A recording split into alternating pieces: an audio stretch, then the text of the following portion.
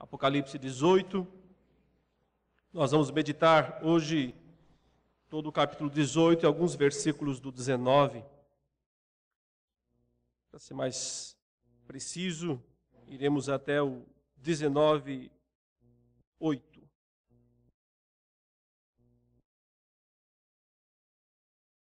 Apocalipse, capítulo 18. Até aqui nós temos meditado no livro de Apocalipse, já estamos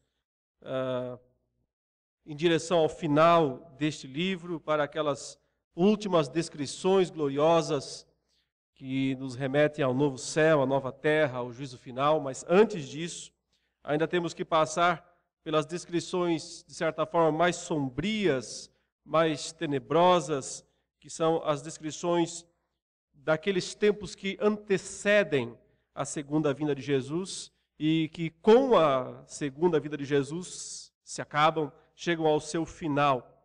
Nós temos visto desde o capítulo 12 de Apocalipse que Satanás, o dragão, descrito lá no capítulo 12, tem 3 aliados, através dos quais ele persegue, desorienta, tenta e desvia os crentes da verdade, os crentes da palavra de Deus.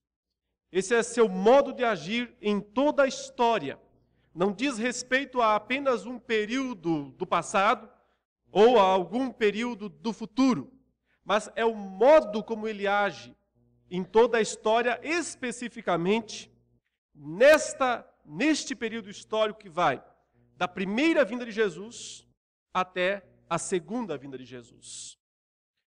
Diferentemente do Antigo Testamento, quando e onde Satanás agia de uma forma mais, usando uma palavra, um termo aqui, agia de forma mais legal, no sentido de acordo com a lei.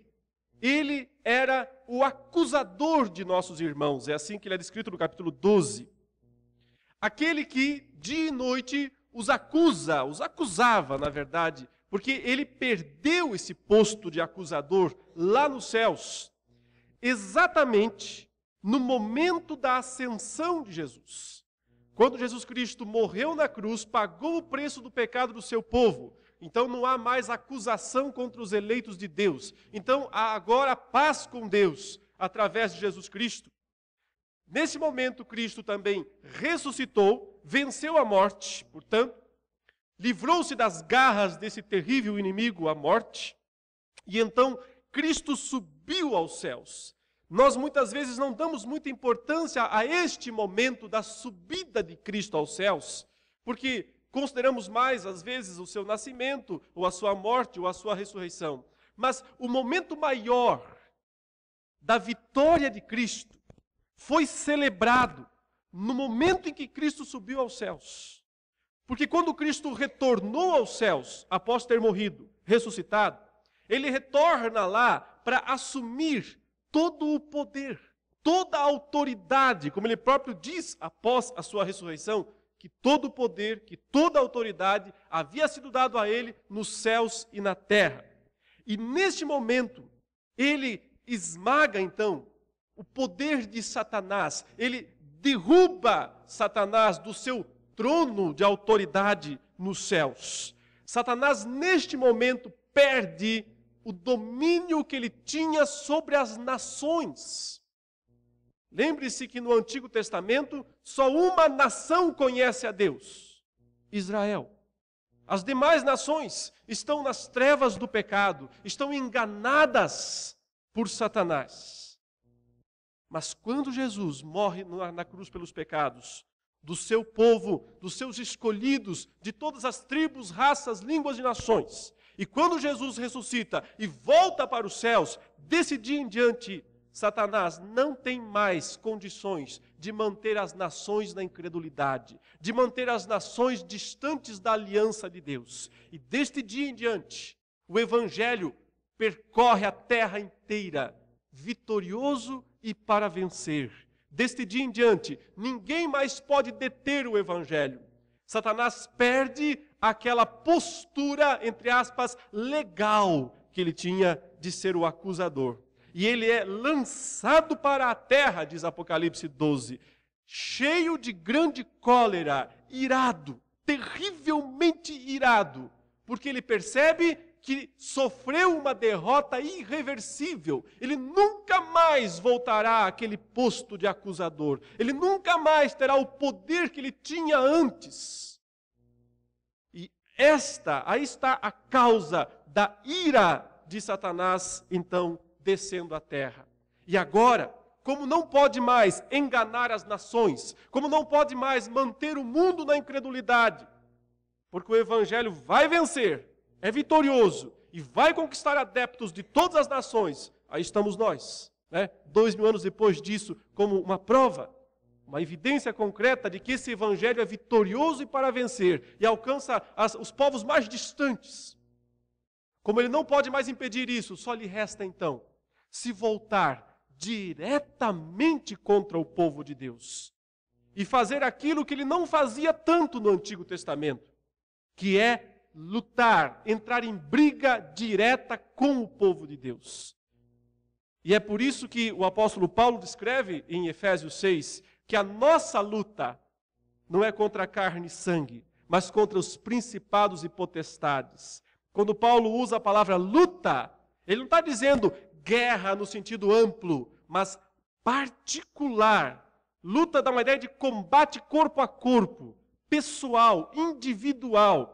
Cada cristão está envolvido num combate, numa luta pessoal, corpo a corpo, um duelo com os principados e potestades, com os dominadores desse mundo tenebroso, com as forças espirituais do mal nas regiões celestes. E por isso precisam estar revestidos de toda a armadura de Deus.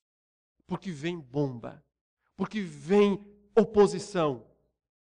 E a oposição que é descrita aqui em Apocalipse vem de 3 fontes, os 3 aliados do dragão. O primeiro aliado, a besta do mar, que representa todo o poder político, militar, econômico, a força humana a serviço do dragão para perseguir, para matar, para julgar, para punir os verdadeiros cristãos. O segundo aliado do dragão, a falsa religião, a besta que sobe da terra, aquela que tem chifres como o cordeiro, mas fala como o dragão, o falso profeta, aquele que prega a religião, mas é uma religião enganadora, é uma religião vazia de Deus, uma religião sem a palavra, uma religião cheia de humanismo e cheia de sinais também, de milagres, de prodígios, mas totalmente humanista. E o terceiro aliado do dragão é descrito de uma maneira extraordinária, porque é uma grande prostituta. E ela aparece vestida de escarlate, montada na besta, a besta que é o poderio humano, de uma forma geral. E ela representa na Bíblia a área humana do entretenimento, a área humana ligada aos prazeres. Então observe que Satanás está interessado e age nessas 3 grandes áreas da vida humana: política, religião, entretenimento. As garras do dragão estão em ação nesses 3 grandes aspectos da vida humana. Ele usa esses 3 grandes aspectos, essas 3 grandes áreas da vida humana para tentar, para desviar, para enfraquecer o povo de Deus. O último aliado do dragão, ou inimigo da igreja, que foi por último descrito em Apocalipse, é o primeiro a cair. É o primeiro a ser descrita a sua queda. A queda de Babilônia não aconteceu ainda, ela foi decretada, mas não aconteceu ainda, porque ela acontecerá na segunda vinda de Jesus. Mas o capítulo 18 já antecipa isso, mostrando em 7 atos. E não é por acaso, mais uma vez, o número 7 aqui. Em 7 atos, a queda de Babilônia. Permanecendo 2 palavras para a igreja, 2 mensagens para a igreja, que eu já antecipo e digo quais são, para que nós pensemos nelas ao longo da exposição e lá ao final entendamos o sentido. As palavras são separação e exultação. São as duas expressões que resultam para a igreja a partir desta passagem. Comecemos a ler, meus irmãos, o versículo 1 deste que é um dos capítulos mais vibrantes do Apocalipse, porque a perspectiva da queda de Babilônia deve levar a igreja a duas atitudes: separação e exultação. Depois destas coisas, diz o versículo 1 do capítulo 18, vi descer do céu outro anjo, que tinha grande autoridade, e a terra se iluminou com a sua glória.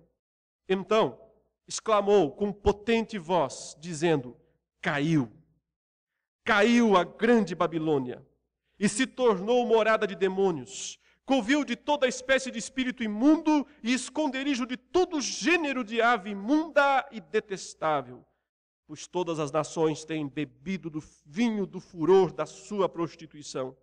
Com ela se prostituíram os reis da terra, também os mercadores da terra se enriqueceram à custa da sua luxúria. Aqui nós temos o primeiro ato dos 7 que descrevem a perspectiva da queda de Babilônia. O Apocalipse então relata um anjo descendo do céu. Ele vem para trazer uma mensagem. É óbvio que esse é um sentido espiritual, é um sentido simbólico. Nós não devemos tentar identificar isso com algum momento ou dado histórico. É uma ação atemporal. É uma ação que ao mesmo tempo nos leva a pensar, a lembrar na obra de Cristo. Por que é que cai Babilônia? Porque Cristo subiu. Por que é que os inimigos caem? Porque Cristo foi entronizado nos céus. Então, sempre em perspectiva, nessas grandes descrições da queda dos inimigos, está a vitória de Cristo. A vitória daquele que se entronizou lá nos céus e, portanto, decretou a queda dos seus inimigos.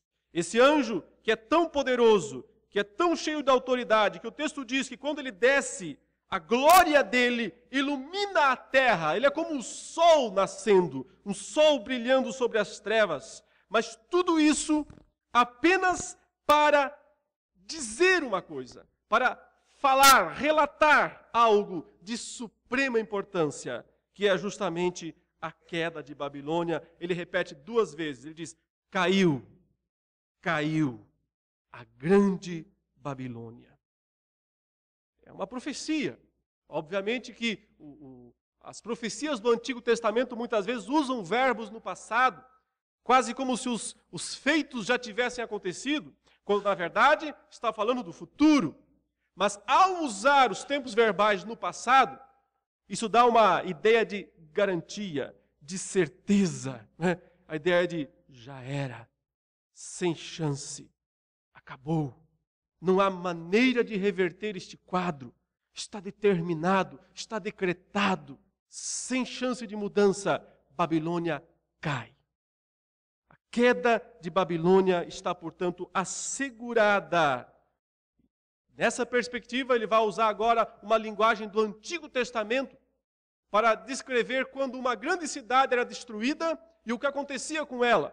Normalmente, nos livros de Isaías ou de Jeremias, ou mesmo de Ezequiel, nós encontramos descrições como essa. Igual quando Jerusalém foi destruída e então foi relatada como tendo ficado abandonada, cheia de monturos, e passam então a habitar nesses monturos, nesses entulhos que permanecem lá depois que a cidade é destruída, aquele tipo de animal que era considerado impuro em Israel, que não podia ser usado como alimento. A habitação desses seres impuros ou demoníacos representa, portanto, a completa desolação daquele lugar.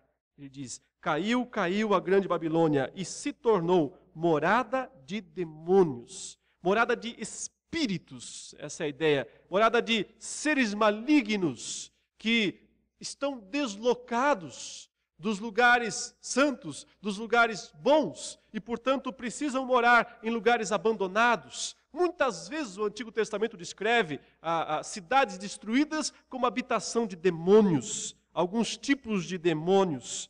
E ele diz, inclusive, um covil de toda espécie de espírito imundo e todo gênero de ave imunda também. Ave, aqueles pássaros que Israel não usava, não era comestível para Israel, justamente porque eram considerados aves impuras, aves imundas. A descrição é fortíssima, quer dizer, justamente essa Babilônia, que nós veremos a descrição em seguida, toda revestida de ouro, toda cheia de enfeites, toda em busca dos prazeres refinados do mundo, de repente se torna este lugar desolado, habitação de demônios, de aves imundas, de todo gênero de imundícias. É isso que ela se torna. Hoje ela brilha, ela está em glória no mundo. Amanhã ela estará em desolação, em abandono, em completa destruição.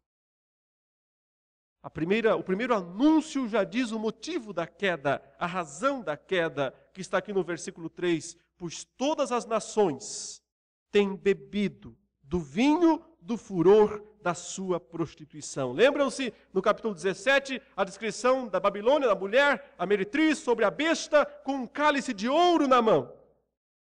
Um cálice de material mais nobre, um cálice belíssimo, mas dentro do cálice, imundícia, prostituição. E aqui o texto acrescenta uma palavra a mais, porque diz que ela deu de beber aos reis da terra, às nações, aos mercadores de uma forma geral, do vinho do furor. Uma expressão que diz uma prostituição enfurecida, enlouquecida, absolutamente sem domínio, sem controle, da ideia de um mergulho na prostituição, um mergulho em tudo aquilo que é impróprio, de tudo aquilo que é imundo, de tudo aquilo que é detestável aos olhos de Deus. Porque, no fundo, é uma demonstração humana da fúria, da ira humana contra o próprio Deus. É uma ira contra as coisas santas. É uma ira contra as coisas agradáveis ao Senhor. É o homem potencializado por Satanás, na sua pior forma, na sua pior valência, no fundo do poço, no que há de mais desprezível, numa ação deliberada, furiosa contra Deus. É o homem mergulhando furiosamente nos vícios, como uma guerra, uma declaração de guerra contra Deus. Como se o homem odiasse a si mesmo, porque ainda há no ser humano resquícios da imagem de Deus. Então há um ódio, parece que do homem, contra si mesmo. E é por isso que ele mergulha nos vícios, enfurecido nas coisas impróprias. Porque no fundo é como se ele quisesse apagar de si mesmo até mesmo o que resta da imagem e semelhança de Deus. É a ação maligna por trás disso. Com ela se prostituíram, palavra genérica de depravação, os reis da terra. Também os mercadores da terra se enriqueceram às custas da sua luxúria. Luxúria é a expressão usada aqui para o luxo de uma forma geral. A busca humana pelo luxo, por aquilo que é mais caro, por aquilo que é mais raro, por aquilo que é exclusivo. Algo que todos os homens, de uma forma ou de outra, desejam, né? Ter os aspectos preciosos, raros, exclusivos, luxuosos do mundo. E esse é o mercado que o texto diz que fez com que os mercadores se enriquecessem. Primeiro ato, portanto, da queda de Babilônia é a descrição, é o anúncio, é o decreto, já em tempo verbal passado, de garantir a certeza da queda e da desolação e das razões disso de Babilônia. O segundo ato está no versículo 4 até o versículo 8, quando então uma voz celeste manda o povo de Deus sair deste lugar, abandonar Babilônia, porque ela será destruída O texto diz no versículo 4: ouvi outra voz do céu dizendo: retirai-vos dela, povo meu, para não serdes cúmplices.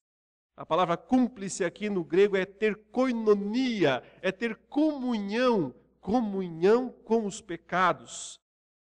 Para não serem cúmplices em seus pecados e para não participardes dos seus flagelos. Porque os seus pecados, os pecados de Babilônia, se acumularam até o céu. E Deus se lembrou dos atos iníquos que ela praticou. Dai-lhe em retribuição, como também ela retribuiu. Pagai-lhe em dobro, segundo as suas obras. E no cálice em que ela misturou bebidas, misturai dobrado para ela. O quanto a si mesma se glorificou e viveu em luxúria, dai-lhe em igual medida tormento e pranto. Porque diz consigo mesma: estou sentada como rainha, viúva não sou. Pranto nunca hei de ver. Por isso, em um só dia sobrevirão os seus flagelos, morte, pranto e fome, e será consumida no fogo, porque poderoso é o Senhor Deus que a julgou. O segundo ato é a voz celeste mandando o povo de Deus sair de Babilônia para não ser destruído com ela, por causa dos pecados dela. É uma figura também que vem do Antigo Testamento. O povo de Deus, quando foi levado cativo de Jerusalém, de Judá, para a Babilônia, deveria ficar lá quanto tempo? 70 anos. A profecia de Jeremias dizia: 70 anos depois, Judá, Jerusalém, vai retornar à terra da promessa. Porém, muitos do povo de Deus, quando foram para a Babilônia, resolveram se estabelecer por lá mesmo. Perderam o caráter de peregrinos, se tornaram expatriados. Pensavam mais ou menos assim: Jerusalém nunca será reconstruída, Jerusalém nunca mais voltará a ser o que é hoje, o que era antigamente, só nos resta então ficar por aqui mesmo. Vamos comprar terras em Babilônia, vamos construir casas em Babilônia, vamos colocar nossos filhos em boas escolas em Babilônia, vamos acumular patrimônio para o futuro, é aqui que nós vamos viver. E é por isso que o profeta Jeremias, o profeta Isaías antecipam dizendo: povo meu, Babilônia não é sua terra, Babilônia não é seu lar é Jerusalém. Seu lar é Israel, você tem que sair, você tem que voltar. Por isso Babilônia é a figura do mundo de uma forma geral. Para os crentes lá dos tempos de João, era Roma, a Roma imperial. Aliás, os 3 inimigos do dragão estão em Roma, como estão em qualquer cidade do mundo, como estão em qualquer época, em qualquer lugar. Sempre os 3 aliados estão lá para de algum modo perseguir, para de algum modo tentar desviar o povo de Deus. E é por isso também que a mensagem é: não se acomode em Babilônia, esse não é seu lugar, esse não é seu lar, não se acostume. Queridos, uma das coisas mais complicadas para nós crentes que vivemos na era da mídia, na era do bombardeio de imagens, na era da multiplicação da iniquidade, da multiplicação da violência, da multiplicação da nudez, da prostituição, da devassidão, é justamente nos acostumarmos com estas coisas. Depois de tanto ver cenas na televisão, depois de tanto ver imagens impróprias, elas já não nos chocam mais. Elas passam a ser algo que nós lidamos naturalmente. Esse é um sintoma de que Babilônia nos fascinou. É um sintoma de que Babilônia está dominando nossa mente, dominando nosso coração, ao ponto de que não nos incomoda mais ver as pessoas blasfemando, ver as pessoas falando mal do nosso Deus. Se falam mal de alguma outra coisa, nós até nos revoltamos, mas muitas vezes vemos as pessoas blasfemando contra o Senhor. Não diz nada para nós, estamos tão acostumados. Vemos as pessoas cometendo pecado nas ruas, realizando abominações nos shopping centers, em qualquer lugar. Passamos, vamos embora, não nos afeta. Sabe por quê? Porque nos acostumamos. Sabe por quê? Porque estamos construindo casas em Babilônia. Porque estamos comprando terras em Babilônia. Porque, de certo modo, estamos começando a achar que esse é nosso lugar. Que é só o que nós temos. Que é só o que nos resta. A Bíblia é inconformada com essas coisas. E por isso, ela diz, foge, corra, sai dela. É uma expressão fortíssima, quer dizer, corra para longe, fuja deste lugar, abandone essa situação, abandone esse modo de vida. Quanto mais você se deixa enredar por esse modo de vida, mais risco você corre, porque este modo de vida será esmagado. A medida dos pecados está chegando aos céus. É uma outra figura que o texto usa aqui, também do Antigo Testamento. Várias vezes Deus descreveu no Antigo Testamento a chamada medida da iniquidade que chega às alturas. Quando chega às alturas, então Deus age, então Deus destrói. Nós vemos hoje, nos dias atuais, a iniquidade na sociedade, a iniquidade no mundo, numa efervescência. A panela de pressão está subindo, está apitando. Nós vemos o nível do mal crescendo a cada dia, a cada dia. Quando alcançar aquele nível que Deus diz, agora chega, é intolerável aos olhos do Santo, do Altíssimo, então, ele vai esmagar Babilônia. Ele vai esmagar o sistema de vida mundano. Aqui, principalmente prefigurado no entretenimento. O mundo vive de entretenimento. A indústria do entretenimento talvez seja a maior do mundo. E muitos crentes vivem só para entretenimento. Sua única preocupação, sua única busca é entretenimento. Evidentemente, meus irmãos, que Deus não despreza o entretenimento. Deus é quem, na verdade, o instituiu. Aliás, por que ele estabeleceria um dia em descanso, o 7º dia da criação, ou o 1º dia da nova criação? Por que ele nos deu um dia? Porque ele está preocupado, sim, com a nossa vida física, porque ele quer que descansemos, porque o entretenimento não é ruim em essência. Ele próprio disse ao ser humano, vocês podem comer de todas as árvores do jardim, é bom, é gostoso, é agradável, eu quero que vocês se deleitem nisso, mas tem uma coisa que eu não quero. O mal do entretenimento humano é que ele nunca para onde Deus diz, pare. Ele nunca interrompe onde Deus diz, é até aqui. Depois disso, não.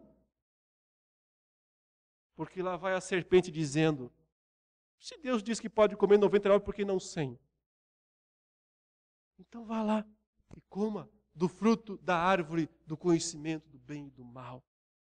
O problema da busca da felicidade através do entretenimento do homem, do mundo, é que ele não vai parar onde Deus diz, pare. Ele vai além, e sempre mais, e nunca é suficiente, ao ponto de se tornar furiosa essa devassidão. Na fúria da devassidão, na fúria da prostituição, vai até o extremo, não há limites. Esse é o trunfo do dragão. E é deste modo que ele age para enganar o povo de Deus. Todas essas 3 áreas, política, religião, entretenimento, não são más em si mesmas. Foi Deus quem estabeleceu todas elas. Mas são as distorções dessas 3 grandes áreas que Satanás utiliza para perseguir, para desviar, para tentar o povo de Deus. Ficar dentro de Babilônia, meus irmãos, é garantia de ser destruído com ela. O texto deixa isso claro. Permanecer em Babilônia, se fascinar com as ofertas que esse mundo faz, se prostrar diante do dragão para receber os reinos deste mundo, é garantia de destruição. Terceiro ato, está nos versículos 9 e 10. O primeiro de 3 grandes lamentos.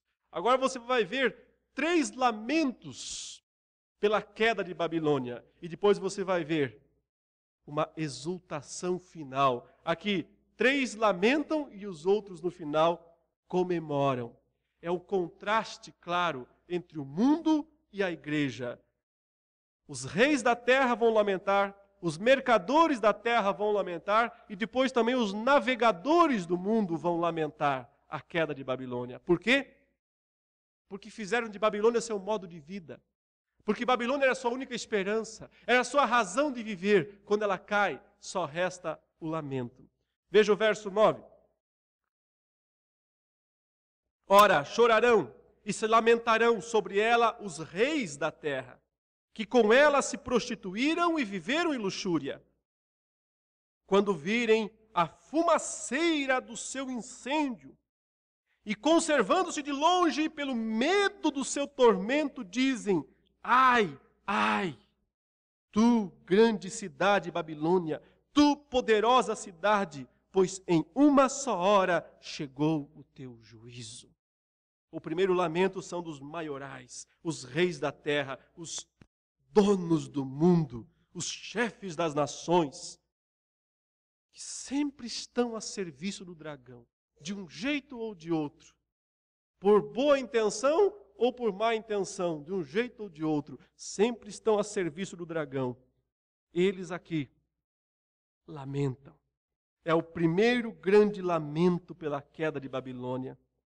Aqueles que fizeram de Babilônia seu modo de vida, sua razão de existir, agora vêm ou verão, que embora os tempos verbais sejam passados, essa profecia está falando do futuro, fala da segunda vinda de Jesus, quando Babilônia, que é o sistema mundano da felicidade, a busca humana pela felicidade, cair, ruir, ser destruída.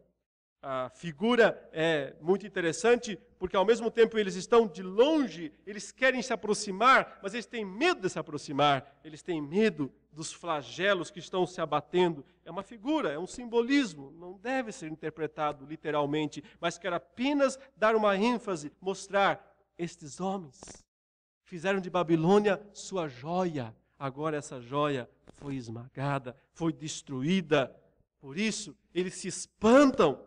É um lamento espantado. Veja, a ideia é: tu, grande cidade Babilônia, tu, poderosa cidade, parecia invencível, parecia indestrutível, parecia existir, que iria existir por todos os séculos, e numa só hora, a ideia quer dizer, num só instante, num piscar de olhos,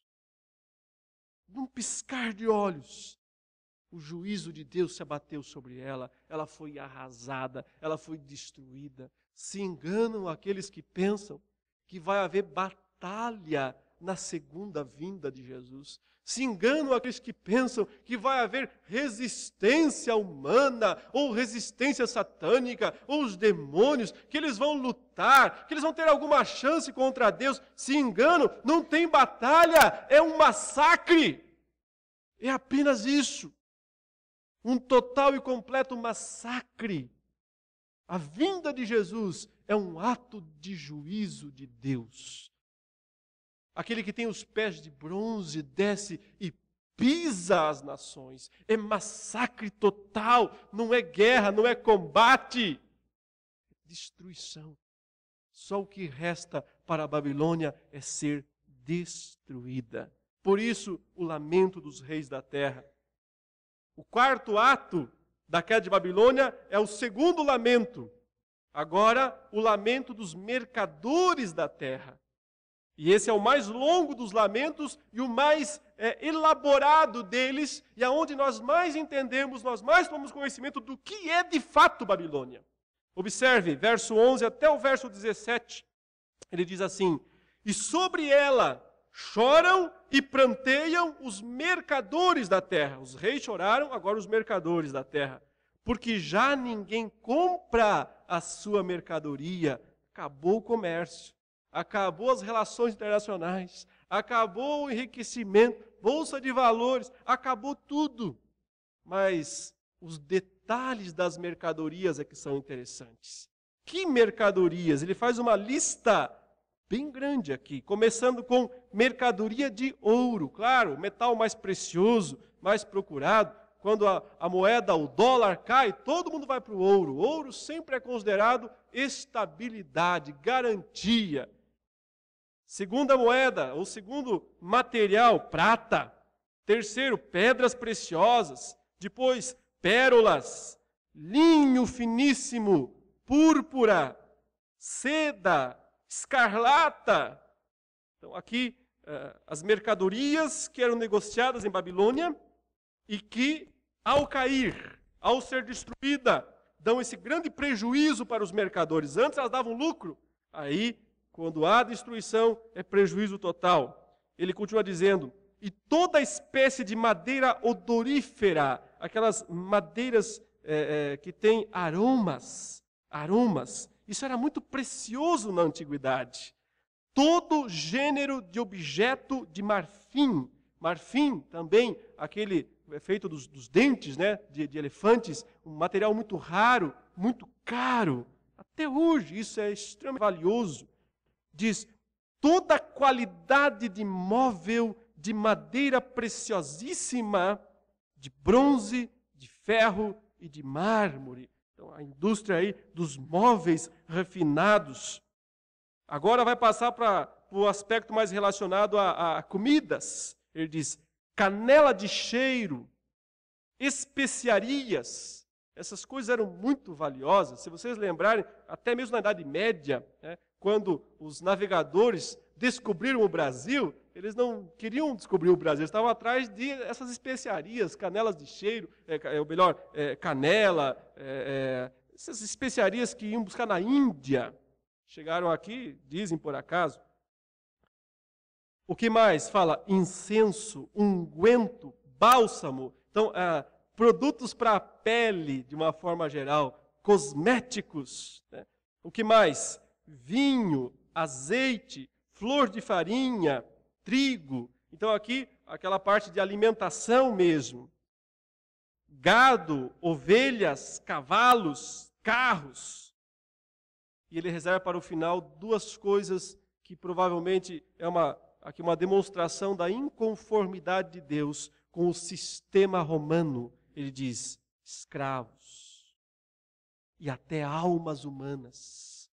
O comércio de pessoas.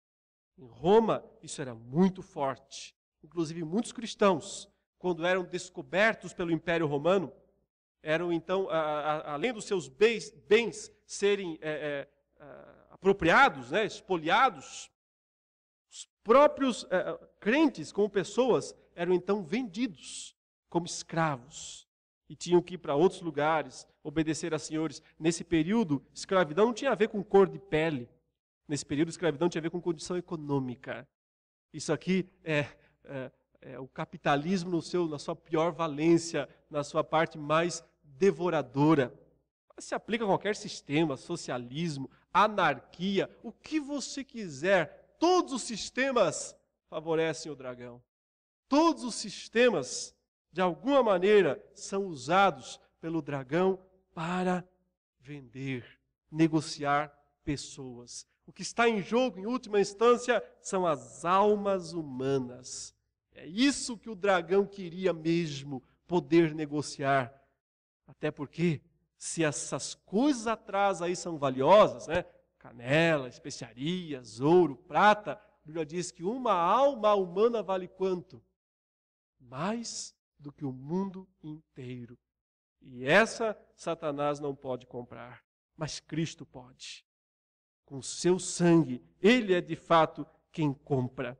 Mas veja a continuidade da descrição, o verso 14 diz, o fruto sazonado, a ideia aqui é aquele fruto de primeira, que não tem nenhum machucadinho, aquela fruta, aquela maçã, né? aquela pera perfeita, a mais cara, a mais cobiçada, a mais desejada, o fruto sazonado que a tua alma tanto apeteceu, se apartou de ti e para ti se extinguiu, acabou, tudo que é delicado e esplêndido e nunca mais serão achados. Por isso os mercadores aqui choram, diz o versículo 15, os mercadores destas coisas que por meio delas se enriqueceram, igual os reis, ficam lá longe, conservar-se-ão de longe pelo medo do seu tormento, chorando e pranteando, dizendo, mesmo coro dos reis, ai, ai, da grande cidade que estava vestida de linho finíssimo, de púrpura e de escarlata, adornada de ouro, de pedras preciosas e de pérolas, porque em uma só hora ficou devastada tamanha riqueza. Mais uma vez, meus irmãos, Deus não é contra a riqueza em si. Deus não é contra a busca do conforto, querer ter uma boa casa, querer ter uma boa roupa, querer ter uma boa comida. Deus não é contra isso.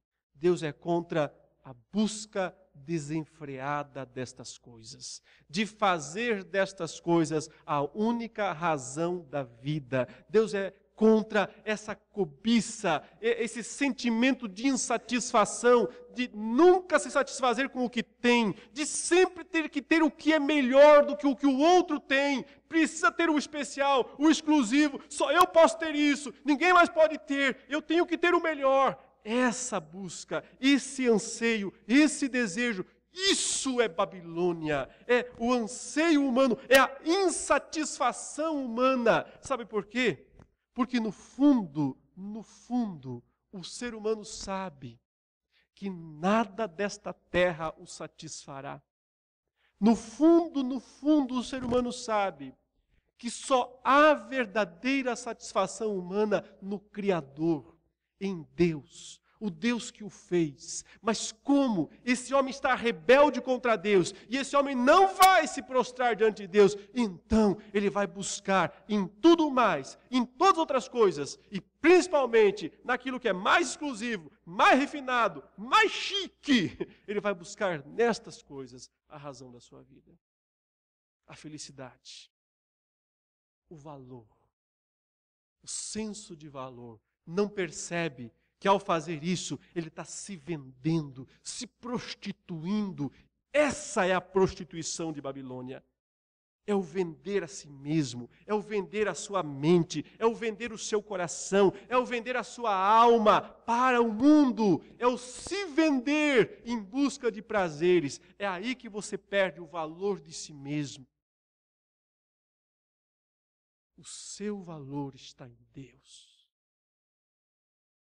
Ou melhor, o seu valor é Deus.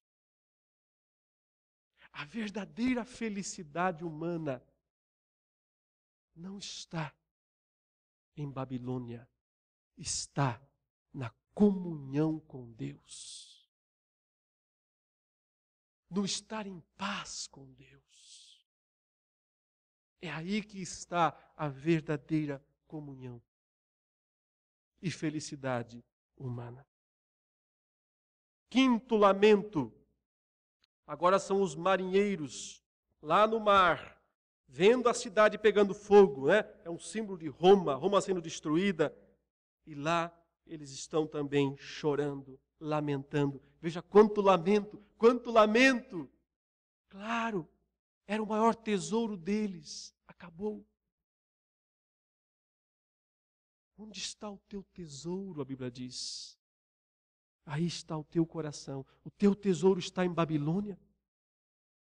Péssimo lugar para colocar os seus investimentos. Investimento inseguro, totalmente inseguro, porque a catástrofe vai destruir todos os seus investimentos. Esta é a ideia desta cena. E todo piloto, diz o final do versículo 17, e todo aquele que navega livremente, e marinheiros, e quantos labutam no mar, conservaram-se de longe, Então, vendo a fumaceira do seu incêndio, gritavam: que cidade se compara à grande cidade? Olha só o lamento deles. Lançaram pó sobre a cabeça e chorando e pranteando, gritaram: ai, ai, da grande cidade, na qual se enriqueceram todos os que possuíam navios no mar, à custa da sua opulência, porque de uma hora só foi devastada. 3 lamentos de 3 classes de homens: os reis, os mercadores, os marinheiros. Simbolizam todos aqueles que fazem de Babilônia a razão da vida, que fazem de Babilônia o seu modo de viver. Os 3 ficam chupando o dedo, os 3 ficam de mãos vazias, perdem tudo. E por isso o desespero, por isso o choro, por isso o pranto. A estrutura literária desse capítulo é tão interessante, porque daqui a pouco vai começar a comemoração. Até aqui é só choro, é só lamento. Daqui a pouco vai começar a comemoração. Mas é como se o autor não conseguisse esperar chegar a hora. Ele antecipa alguma coisa aqui no versículo 20. Ele ainda vai falar mais de destruição, mas ele não aguenta. Ele próprio está mostrando: estão chorando, estão chorando, estão chorando. E o versículo 20 diz: salte de alegria, ó céus. Ele não aguenta, ele antecipa a comemoração. É como se ele estivesse compartilhando, assim, tipo, fingindo, né? E estão chorando, e coitados, perderam tudo, perderam tudo. Ele diz: chega de disfarçar, isso é festa, é festa para o povo de Deus.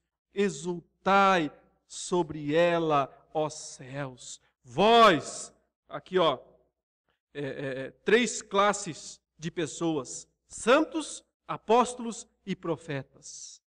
Porque Deus contra ela julgou a vossa causa.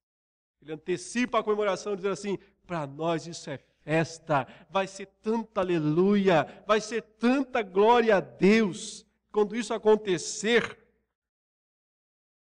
que já nos resta antecipar isso.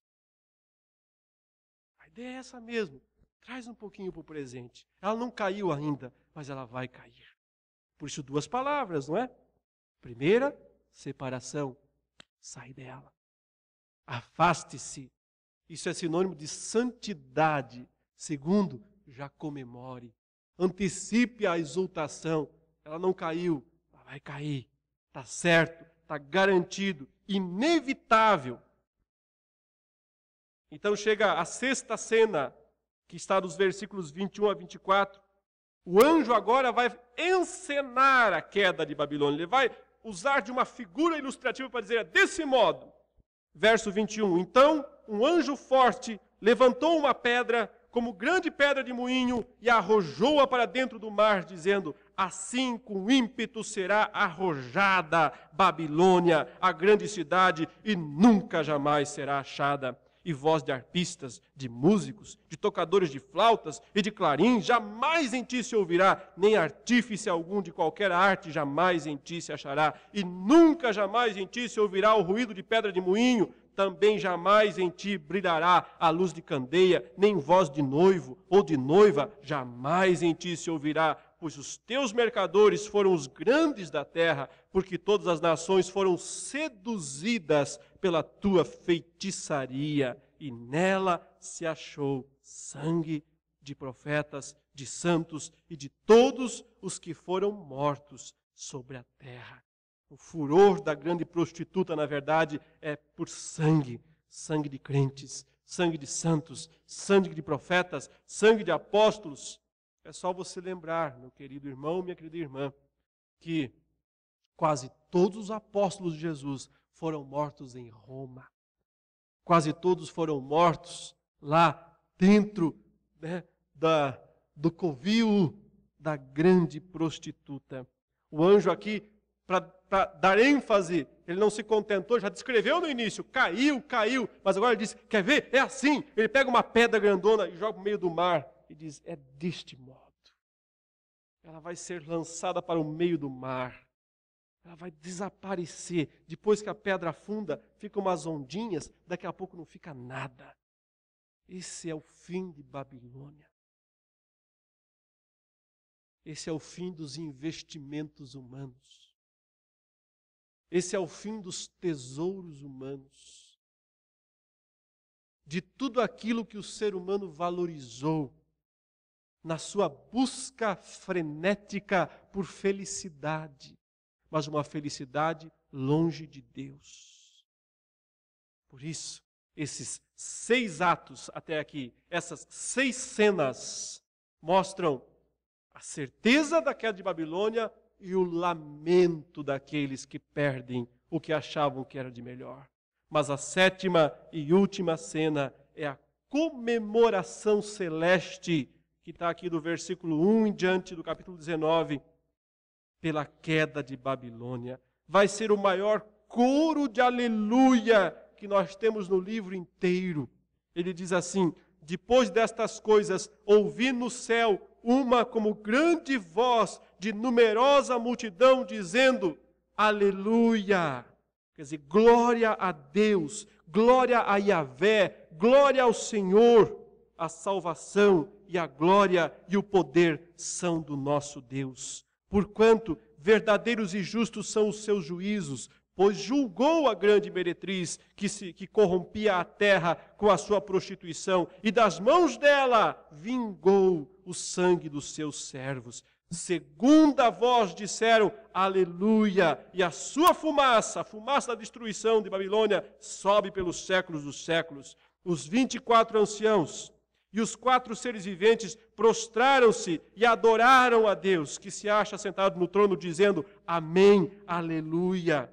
Saiu uma voz do trono exclamando, dai louvores ao nosso Deus, todos os seus servos, os que o temeis, os pequenos e os grandes. Então ouvi uma como voz de numerosa multidão, como de muitas águas e como de fortes trovões, dizendo, aleluia, pois reina o Senhor nosso Deus, o Todo-Poderoso. Alegremo-nos e exultemos, demos-lhe a glória, porque são chegadas as bodas do Cordeiro, cuja esposa a si mesma já se ataviou, pois lhe foi dado vestir-se de linho finíssimo, resplandecente e puro, porque o linho finíssimo são os atos de justiça dos santos. Ou seja, caiu a prostituta, aparece a noiva. Aparece a igreja, vestida de linho puro, santo. Depois que a prostituta é destruída a Babilônia, então aparece a igreja. Esse coro de aleluia segue-se ao lamento dos reis da terra, dos mercadores, dos marinheiros. Esses lamentam, mas lá no céu é festança, é festa pura, é exultação total, por causa da queda de Babilônia. Queridos irmãos, finalizando, eu disse no início que 2 palavras permanecem para a igreja a partir da descrição dessas 7 cenas que derrubam Babilônia. 2 palavras: separação, exultação. Sai dela, povo meu. Essa é a primeira ordem. Se você ainda está aprisionado em Babilônia, é hora de sair. É hora de fugir. Isso é sério. Sair quer dizer não compactuar. Observe, Deus não está mandando ninguém ir viver em mosteiros.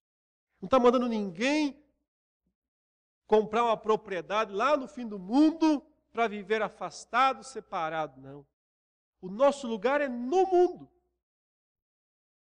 Candeias dentro do mundo, mas que não compactuam com os atos perversos do mundo. Deus não está mandando ninguém aí mudar de emprego, abandonar a casa, abandonar a cidade, nada disso. A menos, é claro, que o emprego seja ofensivo, desonroso a Deus. Deus não está mandando ninguém, mandando você continuar onde está e ao mesmo tempo sair. Como é que eu posso ao mesmo tempo continuar onde estou e ao mesmo tempo sair. Significa que eu continuo no mundo, mas meu coração não é mais do mundo. Não compactua com as obras infrutíferas das trevas. Não segue mais o padrão do mundo. E o mundo vai perceber isso e não vai gostar. E nós não podemos recuar. E em segundo lugar, o texto diz, já comece a preparar a festa. Já comece a preparar a comemoração. Porque quando ela cair, vai ser a maior festa da história. Vai ser a maior festa que os céus já viram. Uma festa, obviamente, que glorifica somente ao Senhor. Mas eu já posso antecipar isso. Eu já posso louvar a Deus, glorificá-lo, porque a queda do sistema mundano e satânico está definida. É irreversível. Aos olhos de Deus, já era. Isso já é realidade, já aconteceu. Curve seus olhos, ou feche seus olhos, curve sua cabeça. E ore ao Senhor neste momento.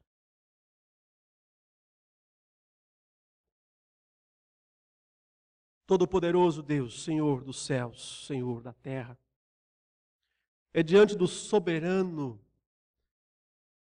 do Rei dos reis e do Senhor dos senhores que nós estamos nesta noite.